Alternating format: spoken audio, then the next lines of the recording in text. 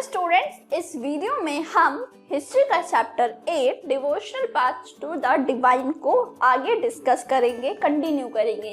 Chapter में अभी तक हमने जितना भी हिंदुइज्म के कंटेक्स्ट में रिलीजियस मूवमेंट थे, भक्ति मूवमेंट थे, उसको डिस्कस किया, जिसमें नयनार्थ, अलवास, अद्वैतवाद, फिर विशिष्ट अद्वैतवाद, बासवन्ना, वीरशैविज्म, महाराष्ट्र के सेंट्स के बारे में डिस्कस किया। नेक्स्ट टॉपिक है इस्लाम एंड सूफीज्म, जिसको हम इस वीडियो में डिस्कस करने वाले हैं। So let's start. कलर हम लेंगे ये कलर नहीं, ये कलर, हाँ ये ठीक है। The saints had much in common with the Sufis, so much so that it is believed that they adopted many ideas of each other. Sufis were Muslim mystics. जो संत हैं, जिनको मुस्लिम्स में सूफीज कहा जाता है, ठीक, इनका बिलीव था, ये दो लोग एक दूसरे के आइडिया को बहुत इन्फ्लुएंस थे, ठीक। ये सूफीज जो है मुस्लिम मिस्टिक्स को कहा जाता है, ठीक। ये सूफी परफॉर्म कर रहे हैं यहाँ पे, ये लोग जो है सूफी परफॉर्म कर रहे हैं। Next, they rejected outward religiosity and emphasized love and devotion to God and compassion toward all fellow human beings. इन्होंने सभी जितने भी रिलीजियस एक्टिविटी थे उन सबको रिजेक्ट किया और भगवान के प्रति लव को बताया कि इस लव के थ्रू ही हम भगवान को और ह्यूमंस को जो है शो कर सकते हैं, ठीक। कंपैशन जो है उस चीज़ को हम भगवान के प्रति लव के अकॉर्डिंग ही शो कर सकते हैं। इस्लाम प्रोपेगेटेड स्ट्रिक्ट मोनोथिज्म और सबमिशन टू वन गॉड। जो इस्लाम है इसमें स्ट्रिक्टली मोनोथिज्म यानी कि सिर्फ सिंगल गॉड को माना जाता है। It also rejected idol worship and considerably simplified rituals of worship into collective prayers.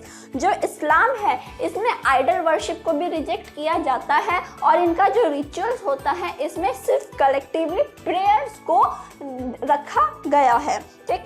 At the same time Muslim scholar developed Holi law called शरीयत। और इसी टाइम पे जो मुस्लिम स्कॉलर्स हैं इन्होंने एक होली पवित्र कानून, ठीक, होली लॉ को डेवलप किया जिसको कहा जाता है शरीयत, ठीक है। The Sufis often rejected the elaborated rituals and codes of behavior demanded by Muslim religious scholars. जो ये सूफी हैं, ये सूफीज ने मुस्लिम स्कॉलर्स का जितना भी होली लॉ इन सबको रिजेक्ट किया और बताया कि हम सिर्फ गॉड को लव से ही कंपैशन कर सकते हैं। They sought union with God much as a lover seek his beloved with the disregard for the world.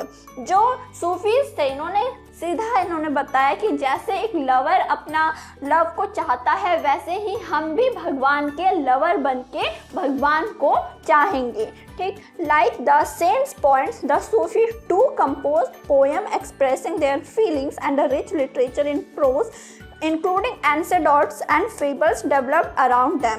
Cents ने जैसे पोएम को कंपोज किया उसी तरीके से सूफीज ने भी अलग अलग पोएम को कंपोज किया जिसमें इन्होंने अपना फीलिंग को शेयर किया, ठीक। इनका जो लिटरेचर है बहुत रिच है। फिर इसमें क्या क्या इंक्लूड किया जाता है, स्टोरीज, फेबल्स, ठीक, इन सब चीज़ को इंक्लूड किया और सूफीज ने भी एक जो कंपोजिशन है पोएम्स का उसको बनाया।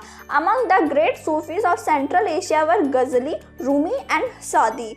जो ग्रेट सूफीज़म का ग्रुप है जो सेंट्रल एशिया में डेवलप हो रहा था उसमें कुछ ग्रुप है। फर्स्ट गजली, रूमी और सदी, ठीक है, ये कुछ सूफीज़म ग्रुप है।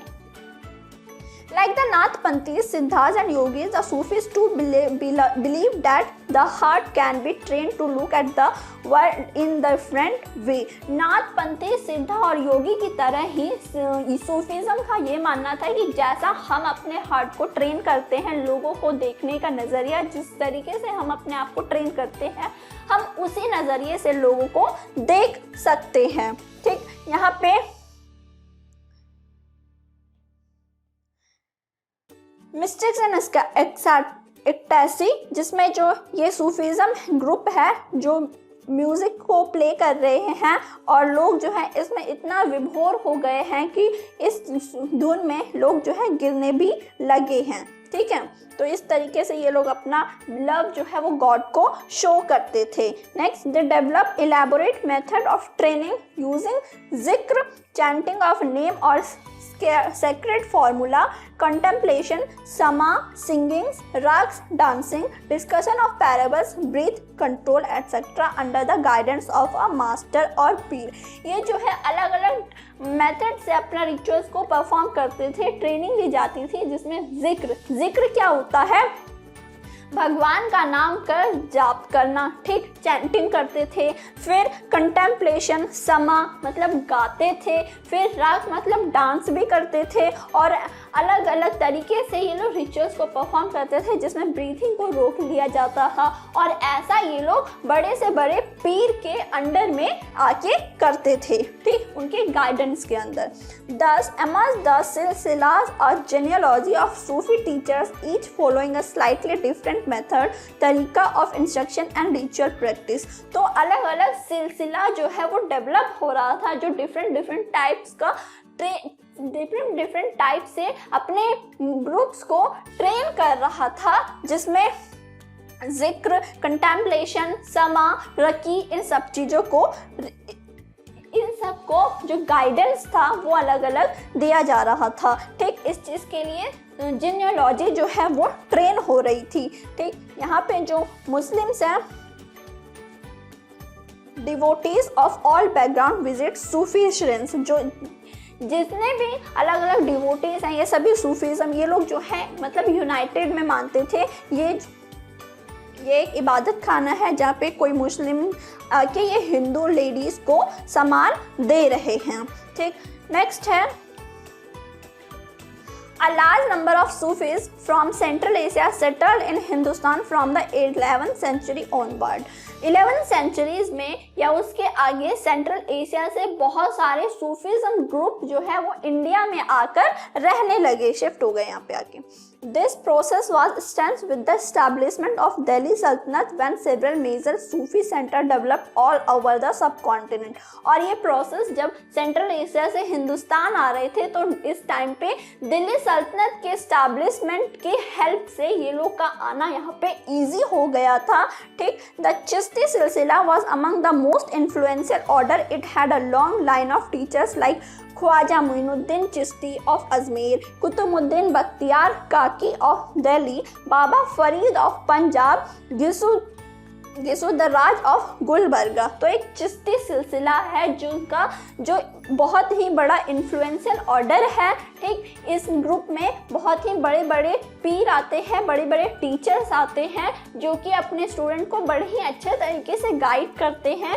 ठीक, इसमें आते हैं ख्वाजा मोइनुद्दीन चिश्ती, इनकी दरगाह भी है अजमेर में। फिर कुतुबुद्दीन बख्तियार काकी दिल्ली के, फिर बाबा फरीद जो कि पंजाब में है और गिसुदर्राज जो कि गुलबर्गा में है। The Sufi masters held their assemblies in their खानखास और हॉस्पाइसेस। जो सूफी मास्टर्स होते हैं ये लोग अपनी असेंबली खानखा या फिर होली स्पाइसेस में रखते हैं। ठीक, next, devotees of all description including members of the royalty and nobility and ordinary people flock to these खानका। जितने भी अलग अलग रिलीजियस के या अलग अलग डिवोटीज हैं वो इस खानका में आके रह सकते हैं। ठीक, तो जो निज़ामुद्दीन दरगाह है दिल्ली में, वहाँ पे आके अलग अलग रिलीजन के लोग भी आके रह सकते हैं। They discussed spiritual matters, sought the blessing of saints in solving their worldly problems or simply attended the music and dance session।